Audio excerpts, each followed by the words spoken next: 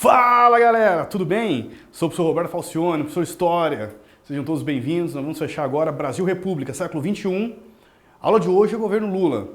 O primeiro governo do Partido dos Trabalhadores, os 8 anos, que são 2 mandatos. E na próxima aula, não percam, o governo Dilma. Nós vamos até ali com o impeachment 2015, com o governo 2002 até 2015, o governo... Do 2002 não, né? Foi mal. O governo 2 começa o 2010, 2002 até 2010, governo Lula. 2010 até 2015, o governo da Dilma. Vamos lá? Primeiro governo, então, do Lula. Nós temos aqui eleições presidenciais de 2002 e ficou uma euforia muito bacana, muito forte na época, assim, um clima de muita... ao mesmo tempo, uma grande parte da população feliz, assim, porque tinha um discurso que era o primeiro operário a chegar à presidência, e tinha um outro lado, um discurso muito forte dizendo que por ser um operário, por ser o Partido dos Trabalhadores, enfim, qual seria a cartilha do PT no governo, tinha um clima assim de certa insegurança e desconfiança do mercado, das forças internacionais também, do capitalismo, que tipo de governo seria o Partido dos Trabalhadores. Eu lembro, ficou muito marcado isso, mesmo assim ele ganha as eleições, coloca em segundo lugar José Serra, que ficou com 38%. Ao assumir o governo, Lula cria novos ministérios, né? Então, assim, ele já entrou com aquela proposta, tem que acabar com a fome no Brasil. Então, foi criado um programa Fome Zero, Ministério Alimentar, Combate à Fome, Política das Mulheres, Secretaria Especial Política das Mulheres, Secretaria Especial da Política de Promoção da Igualdade Racial. Então, assim, é um novo governo com uma outra característica, né? Deu continuidade àqueles programas lá do FHC, desmembrou, né, o Bolsa Escola lá, ele desmembrou e se transformou em o Bolsa Família, né, e virou cartão alimentar, Bolsa Escola, Bolsa Alimentação, Auxílio Gás. Então surgiu esse Bolsa Família aí, né, esse pacote. Aqui o Fernando Henrique, foi mal, aqui o Luiz Inácio Lula da Silva. Aí nós temos o segundo governo do Lula. Em 2006, ele se reelege à presidência da República com 60% dos votos válidos, mais 60%. Novamente é o PSDB, mas agora é o Geraldo Alckmin. E nesse segundo governo, Lula merece destaques na economia, na política externa. Na economia, o governo Lula atingiu assim, uma espécie quase como um recorde, mais de 7% assim, de PIB nacional anual, coisa assim que a gente não imaginava.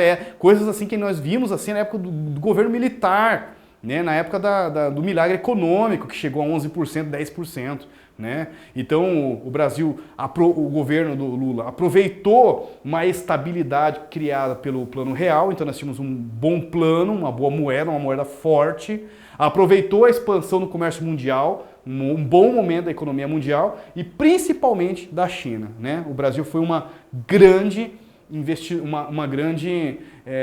aliada, enfim, que se aproveitou da esteira da corrida da China. Marcou muito o governo Lula os chamados PACs, Programa de Aceleração do Crescimento, e até cheguei, como diz outro, naquela época lá, a ver uma visita do governo Lula próximo da minha região, onde eu moro, com projetos de urbanização, de grandes estradas, né? É bem o que está falando aqui, ó, estradas, urbanização, né? Eram regiões assim que eram inclusive invasões que ele prometia legalizar, tirar os pântanos, né? Arrumar as estradas. Tinha toda uma promessa ali de organizar a região, uma infraestrutura. Esse era o PAC, é o Programa de Aceleração do Crescimento. Então isso daí foi um saldo super positivo para a balança comercial, aumentou a confiança no governo, né, que contribuíram também para o crescimento da economia e também marcou muito, né, os 7%. 7% da economia foi muito forte, um PIB de 7%, nossa. Nessa euforia, inclusive nos finais do governo Lula, também ficou marcado ali pela uma espécie de uma disputa, né, uma competição sobre que país poderia sediar a Copa, né, Copa do Mundo de 2012, e inclusive o Brasil ganhou essa 2014, né, desculpe, e tirou o Brasil, né, dessa condição de país emergente e colocou o Brasil, né, ingressou o Brasil no G20 e foi criado em 99 também os países que integraram 85%.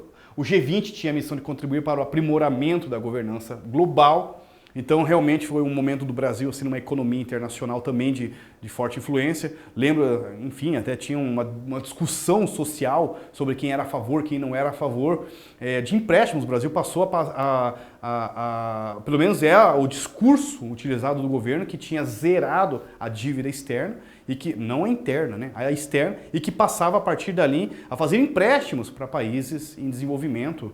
Se fala até mesmo de Cuba, países africanos que foram beneficiados por empréstimos brasileiros, olha que interessante, né? Ou acordos econômicos com o Brasil, inclusive o BRICS, que nós vamos ver aqui, que foi criado em 2006 no segundo governo do Lula, né?